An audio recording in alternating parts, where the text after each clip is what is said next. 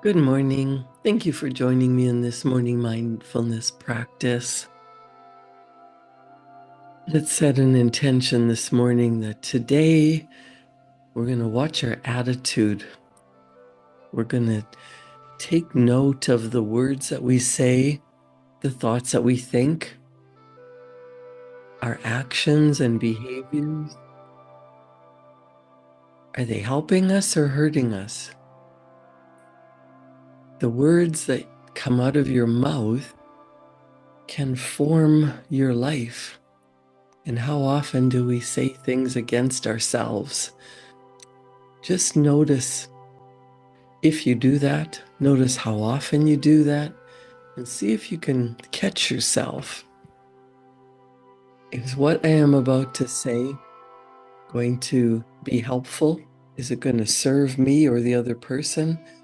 Is it just mental chatter? Is it adding fuel to the fire of a difficult situation? Is it going to anger or inflame someone? Is it better off not said?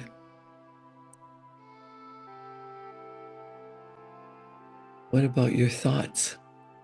We think in secret, but our thoughts, especially the dominant thoughts that are going through our mind all the time, automatically jumping in, revolving over, especially the ones that we add emotion to, that creates our reality. Your thoughts are not secret, they are powerful energy, and your thoughts go out into the universe. They attract back to you more thoughts that are in harmony. If you want to have a beautiful life, you want to start to have some beautiful thoughts.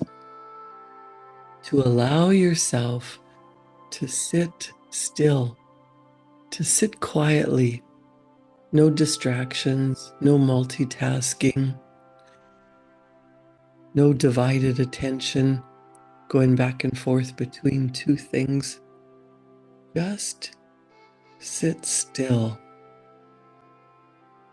You may be a person who's so used to running and going and doing. Major challenge to just sit and do nothing. You're not doing nothing. You're allowing your mind and your body to become still, to think thoughts that are in harmony with what you desire.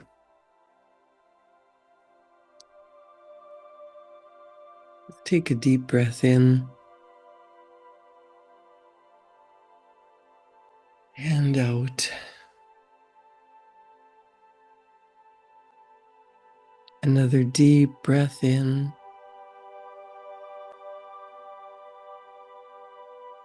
and let go of any stress, any struggle, any challenges.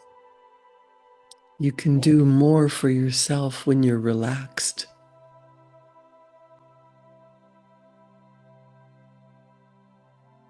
Ideas will flow easily when you're calm. A better solution will appear when you're not focused on the problem.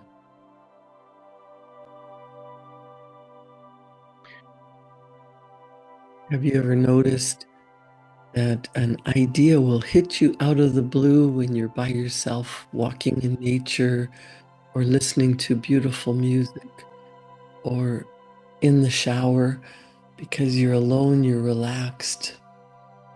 All of a sudden, an idea hits you that, wow, why didn't I think of that before? Well, you probably didn't think of it before because you're so busy running and doing and trying and pushing and grinding and struggling and hustling, trying to get things done.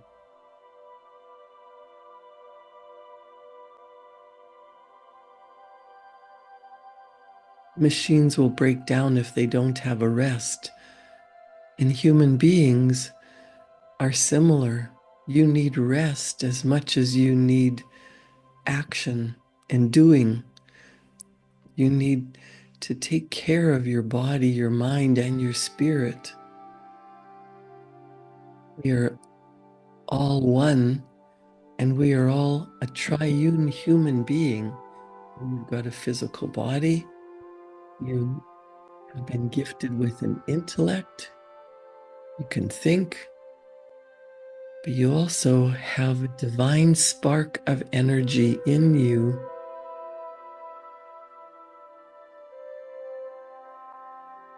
Let's get on to that higher plane, higher vibrational level, vibrating at a higher frequency to attract better thoughts, better ideas, better people, a better attitude.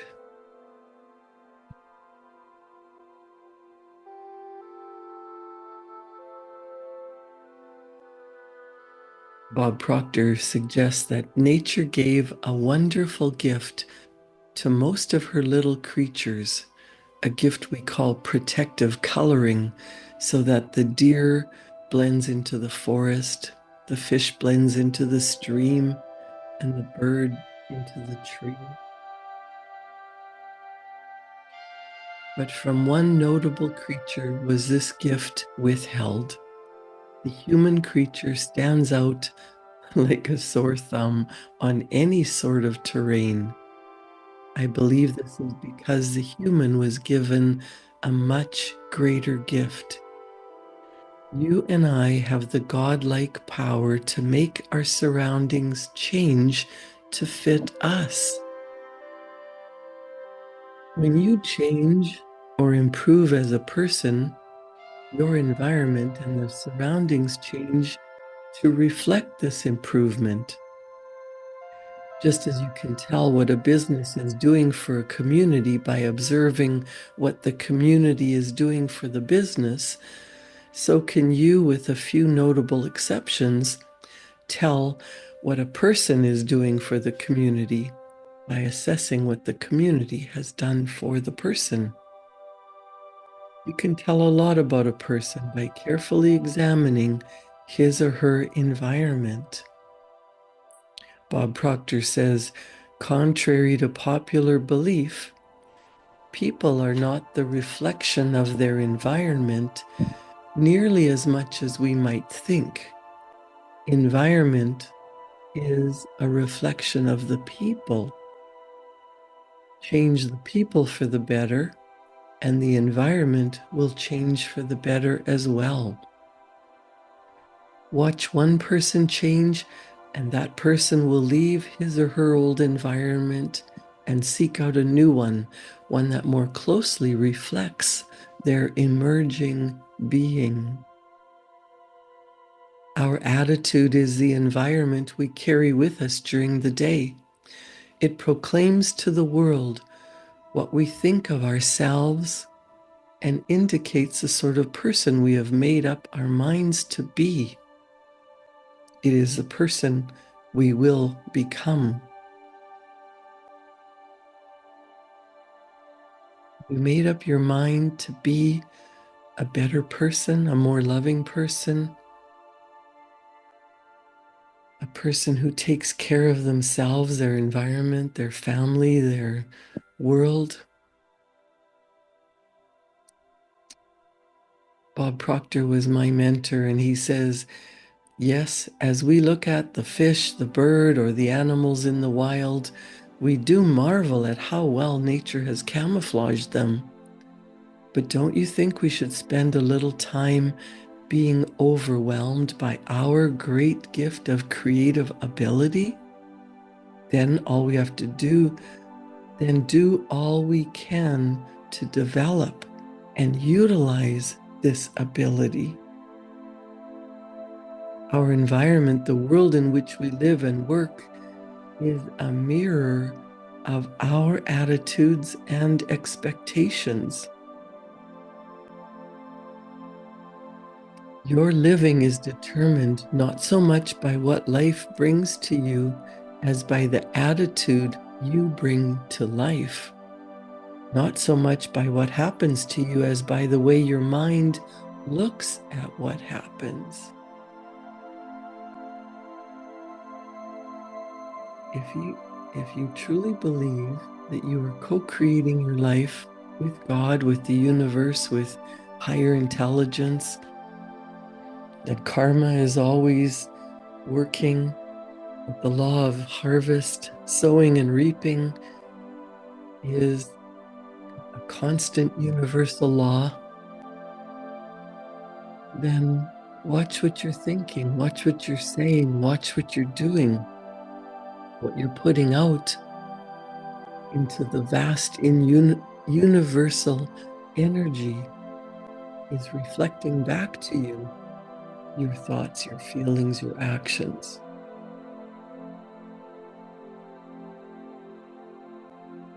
Spend some time deciding, what do you really want? Is it peace and harmony in your relationships and at work and in your family? What are you doing about it? How are you thinking? What are you saying? What behaviors do you have that can contribute to more love, more peace, more harmony? What about your work, whether you're an employee on a job or own your own business? What is your attitude toward your coworkers, your bosses or your underlings, your staff, or the CEO and board of directors? How are you talking about your work? Is it fulfilling? Do you love what you do? You find it challenging and difficult? Maybe you could start to say, this is simple, this is fun, this is easy, and watch how the energy of your attitude toward work changes. What you say, especially out loud, especially to yourself over and over and over, becomes your reality because your subconscious mind is always listening. It is constantly on the lookout for evidence to support your thoughts, your feelings, your actions. Your environment just reflects back to you what you've been doing, what you've been thinking, how you've been talking. Is it beautiful? Is it lovely? Is it easy? Is it fulfilling? Our way may be a good way. It can be a valid way. It might even be a better way. It will never be the right way. The minute you believe your way is the right way, that makes all other things wrong. All other ways are wrong. That attitude will quickly paralyze progress and shut down creative juices. Once we decide we're right, an abundance of energy goes into defending our rightness.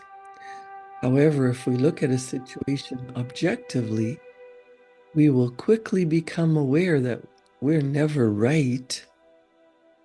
That attitude will quickly paralyze progress and shut down the creative juices. Bob Proctor has a suggestion. He says, the next time you hear yourself saying, that's right, or I'm right, correct yourself immediately by repeating, that is a good way, and I might act on it. However, there is a better way, and I will look for it. There's always a better way. The first telephones were a good way, a better way, even a great way to communicate. However, history has proven that the first telephones were certainly not the best way to communicate.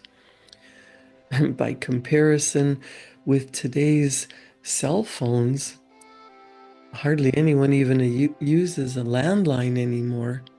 By comparison, those first telephones were terrible. This basic concept holds true with everything we do, from healthcare to air travel. Think of your own business or industry and the role that you play in it. You could very easily be caught in the trap of doing your job the same way because you believe it is the right way. It might be effective, but there is always a better way. One small adjustment could improve your productivity 100%. Your way may be effective, it may be valid, but it's never right. There is a better way. Find it.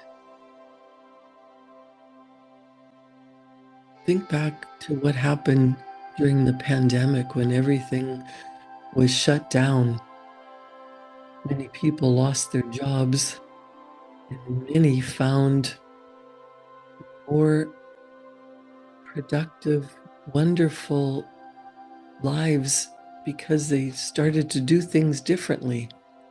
There were so many restaurants that went out of business and others that started because they found a better way of delivering food to people rather than people having to sit in a crowded restaurant, having food delivered to the table.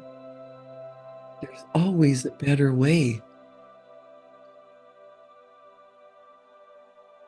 Our attitude towards others determines their attitude toward us.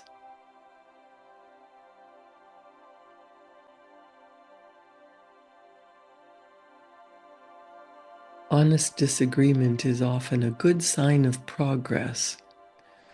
So if you find yourself in a disagreement, maybe you want to quietly consider the other person's point of view, or at least stop forcing your point of view, and that might allow the other person to stop fighting against and rejecting your point of view.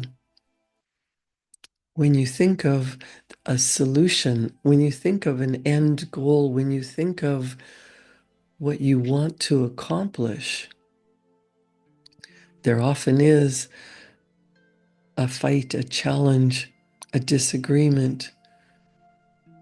There is the law of polarity. Think about what it is that you truly desire. Maybe you're fighting with your own mind of why it can't happen, how long it's going to take. What if you just got quiet and thought about what it is that you really want?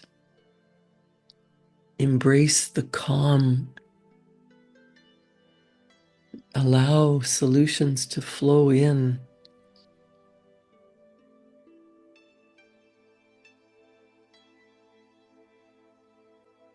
Allow some honest disagreement so that you can progress to the next level.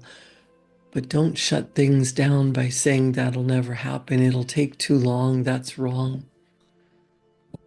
I'm right. She's right. He's right. It's right. Those words are echoed every day by millions of people. Instead of deciding that we're right and staying stuck and having the abundance of energy defending our rightness,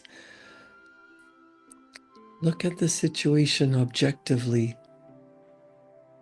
and allow new solutions to flow in, things to get better, easier, greater for everyone involved.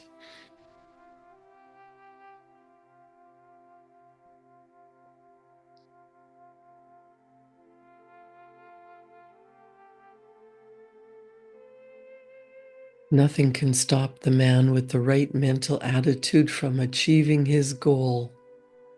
Nothing on earth can help the man with the wrong mental attitude.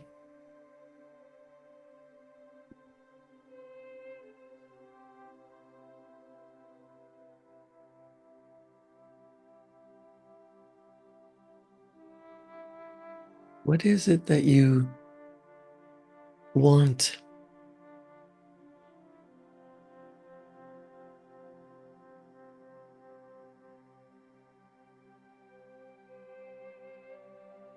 Do you feel well-being, healthy, vitally alive?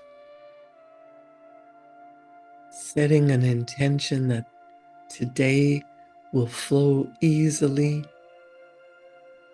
solutions will come effortlessly, ideas will appear out of the blue.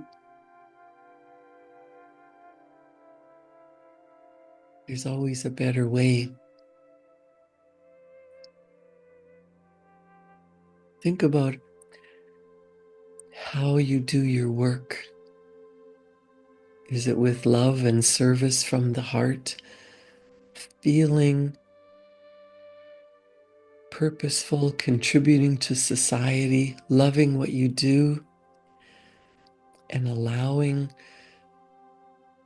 rest, allowing time to recover and rejuvenate?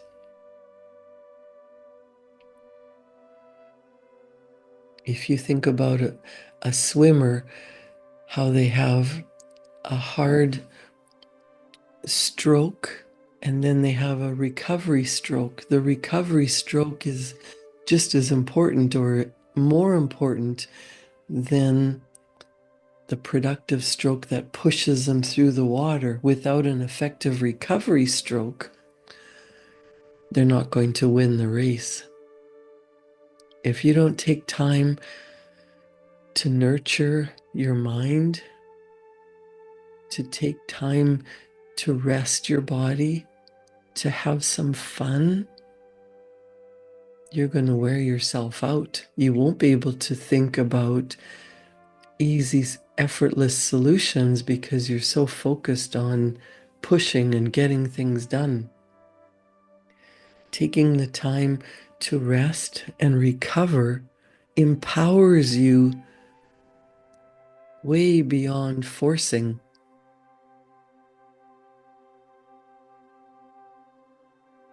You've heard of return on investment, but there are diminishing returns if you just keep going, and wear out.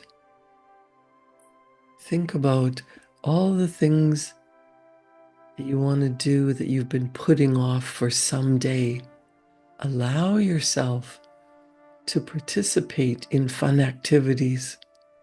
Allow yourself to rest and recover and be at ease and feel well-being. That will empower you to do more with less, to get ideas to be more productive.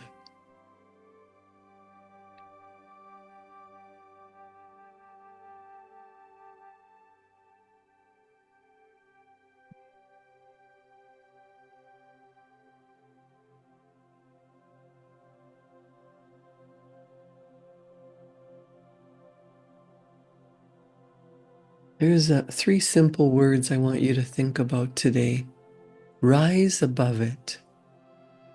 I'm sure you'll agree if we faced our problems in that frame of mind, many of those troubles would vanish and the frustration that often accompanies our problems would just disappear.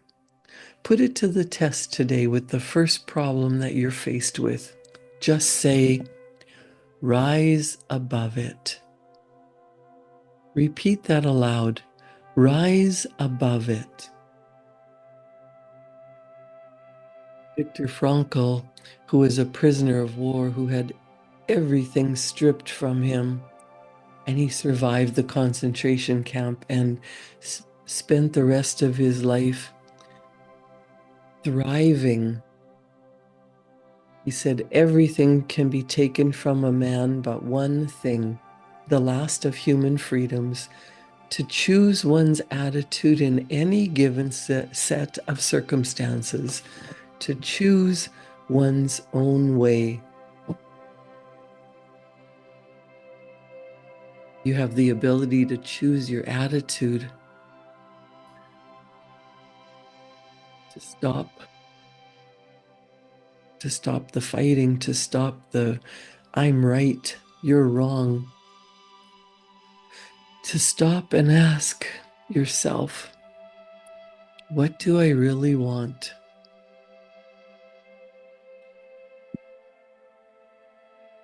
The last of human freedoms is to choose your attitude, no matter what's going on around you, no matter how bad things are. Choose to rise above it.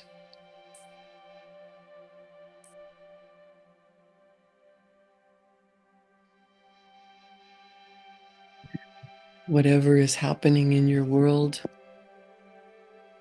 rise above it. Use your beautiful imagination. Create in your beautiful mind pictures, ideas, solutions. How do you want to be living? With a feeling of well-being, at ease, having faith that everything you want is coming to you. Send out positive vibes. Send out good wishes to the world. Send out love to those who bother you. Rise above your struggles today. And write down an affirmation that you can take into the day. Write down a big, beautiful goal that you would love to happen. Write down that you're grateful for it as if it's already happened. And see if you don't get ideas coming to you of how it can happen. Thank you for joining me in this morning mindfulness practice.